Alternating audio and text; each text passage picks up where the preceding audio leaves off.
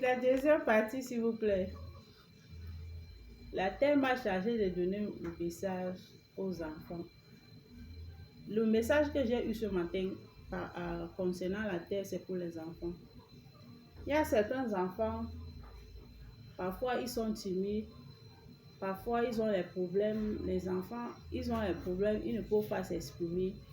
Ils habitent dans un environnement où on ne les prend pas en considération comme certains enfants, ou certains enfants qui n'ont pas droit à certaines choses dans les maisons. Quand l'enfant se met à pleurer, il cherche une place, il passe s'asseoir à terre pour commencer à pleurer, à méditer. La terre se charge souvent lui-même de ces genres des enfants. Quand l'enfant est triste, il se couche par terre, il commence à pleurer, penser peut-être sa mère ou son père, je ne sais pas trop. Ça dépend le problème que l'enfant a qui lui met mal à l'aise. La terre se charge souvent de ces cas. Parfois, quand l'enfant est triste, il passe s'asseoir quelque part. Après, il rentre, il a la bonne nuit.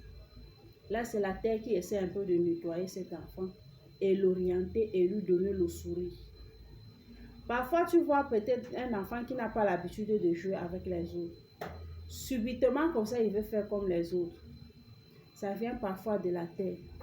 Parce que toute personne qui marche sur cette terre a ses problèmes. Et la terre aussi intervient souvent sur certains cas.